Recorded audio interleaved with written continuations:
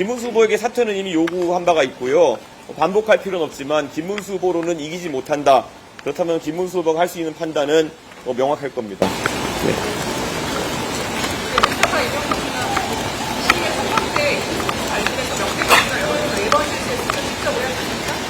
무슨 말씀하시는 거죠? 명태균 씨는 알아서 저론사 돌리는 분이지 누가 의뢰한다고 돌리는 분이 아닙니다. 기자회견에 관한 질문 해주시고요. 예, 저는 어제 뉴스타파의 보도에 대해 가지고 제 입장을 이미 페이스북에 게시하지 않았습니까? 예, 혹시 질문 있습니까? 예.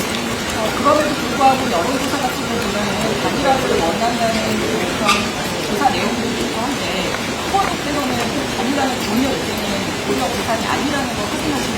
예, 저는 명쾌한 입장을 계속 밝히고 있습니다. 제가 한 번이라도 흔들림이 있었다면은 아마 그에 대해 가지고 뭐 다른 생각이 있다고 생각할 수 있을 텐데요. 저는 한 번도 그런 단일화에 동의한 적이 없습니다. 예. 지난번에 한번 기자회견 하셨는데 다시 한번 하는 이유가 있어요? 반복해서 국민의힘 측에서 계속 이런 것을 가지고 결국 뭉개려는 전술을 사용하고 있기 때문에 저희도 입장을 강하게 표명할 수밖에 없고요. 특히 민주당 같은 경우에는 계속 이제 선거 막바지의 두려움에 좀 떨고 있는지 계속 여기에 대해서 본인들이 곧 거짓으로 판명될 입장을 계속 반복하면서 표심을 요동치게 하려고 하는 것 같은데 저는 굳건한 의지를 표현할 필요가 있다고 생각했습니다. 네.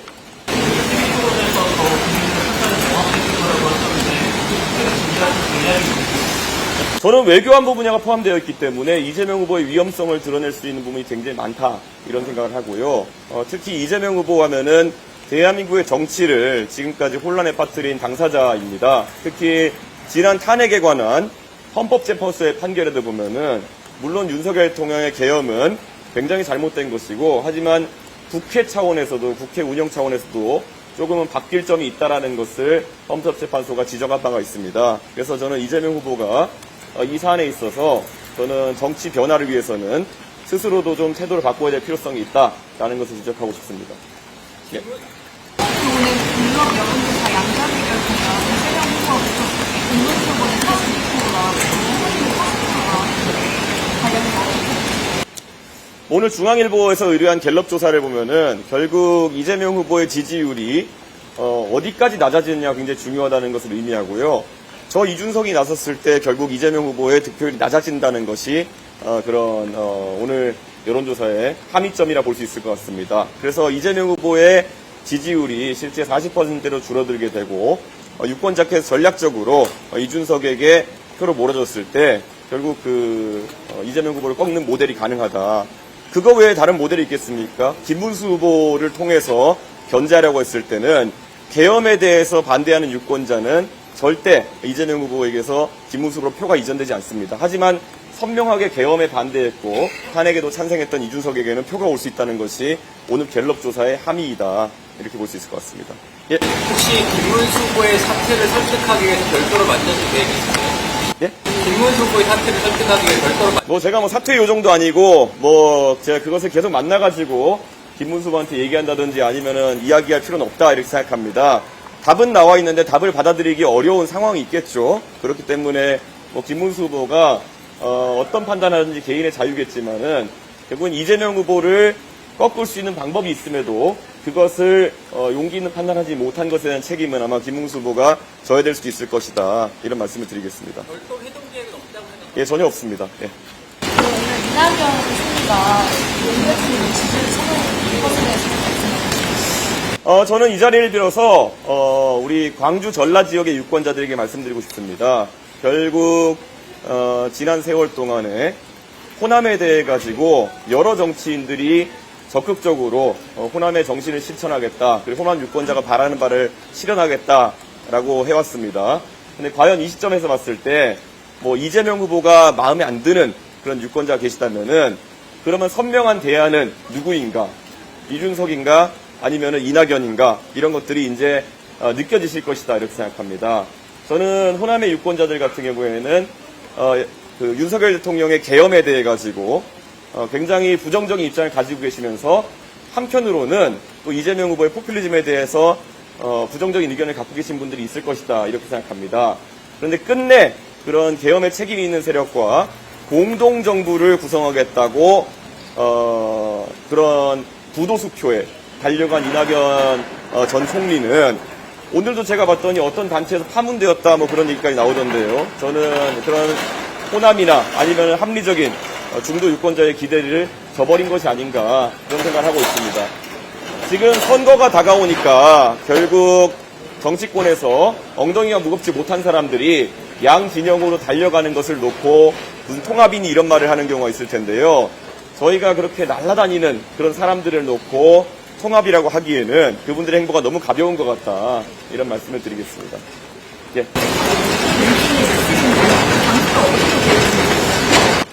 사실 사전투표에 대한 최종적인 판단은 아직 안 했지만 지금의 상황에서 저는 동탄 유권자들과 함께하고 싶다라는 생각을 하고 있습니다. 예. 만약에 대통령을 당선되신다고 쳐도 원내 주석으로 국정 운영을 제대로 할 수 있는가에 대해서 국민들이 좀 우려를 가지고 계신 것 같습니다. 이에 대한 대책 궁금하고 집권 시국정에 어떤 세력까지 함께할 수 있는지에 대해서 윤석열 대통령은 의석이 100석 가까이 있어도 국가 통치를 제대로 못한다는 것을 보여주었고요. 그리고 이재명 후보는 180석이 넘는 의석을 통제할 수 있어도 결국 그 협치를 이뤄내지 못했다는 것을 증명했습니다. 그렇기 때문에 의석의 많고 적음이 협치의 가능성을 증명하는 것은 아닐 거다 이렇게 생각합니다. 저는 프랑스의 마크롱 대통령 같은 경우에는 의석이 하나도 없음에도 불구하고 결국에는 개혁의 길에 나섰고 유권자들이 거기에 만족해서 나중에 다수당을 만들어준 바가 있습니다.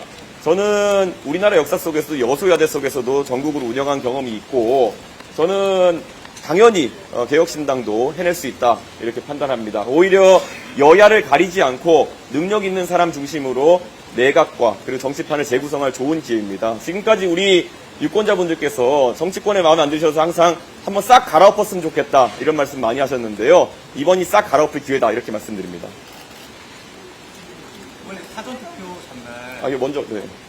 말씀하신 거 보면 실제적으로 3자 후보가 확정시 되는 것 같은데 네. 근데 실제적으로 이재명 후보와 지지율 차이가 많이 나는데 어떻게 진짜 이기실 수 있는 어떤 전략이라는 게 있으실지 궁금하고 싶은데 두 번째 일각에서는 이런 경우에 만약에 지지될 경우 도시에서 찌르면 이 나올 수 있다 이런 지적되는데 이 부분에 대한 말씀 부탁드립니다. 정의당 같은 경우에는 과거에 민주당에게 지역구 표를 던지고 본인들에게 비례를 던지라는 식의 어떤 사실상의 전략적 움직임을 하면서 제가 봤을 땐 정치적으로 이중대 역할을 자임했었기 때문에 그런 배신감이라는 것이 그쪽 진영의 유권자에게 있을 수 있었겠지만 잘 아시는 것처럼 국민의힘의 지금 주류라고 하는 사람들은 이준석한테 당을 나가라고 등을 떠밀었고 대표직에서 잘라내기 위해 가지고 더러운 술수를 썼고 그리고 제가 나갈 때까지도 이준석이 나가면 지지율 오를 거니까 잘 됐다 이런 식의 이야기를 해왔던 사람들입니다.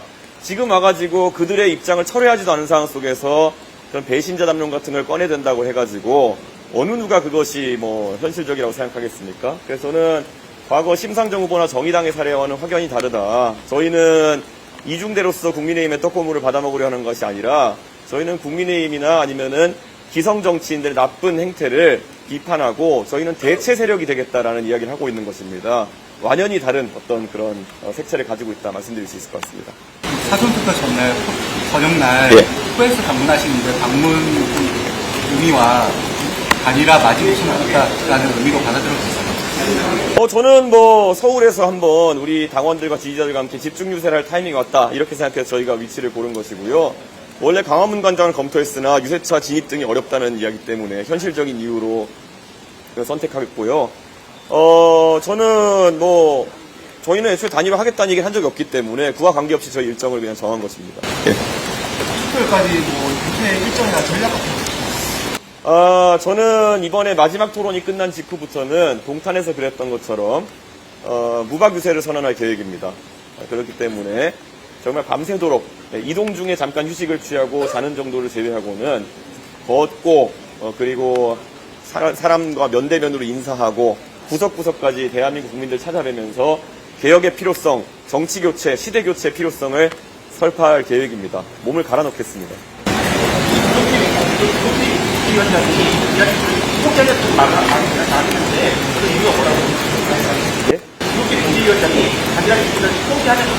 그럼 김용태 위원장에게 여쭤보시면 아마 잘 답변하지 않을까요? 이거는 제가 뭐 전혀 없고요. 제가 정치평론할 상황은 아닌 것 같습니다. 네. 혹시 뭐 그 또 뉴스타파 보도에 대한 거면은 전 답 안 하겠습니다. 예. 저희는 답변을 했습니다. 예. 혹시 또 질문 있으신가요? 기자회견과 관련한 내용만 좀 받겠습니다. 예. 예. 나중에 서면으로 보내주십시오. 지금 여기 기자분들 많지 않습니까? 마세요, 나오세요. 예.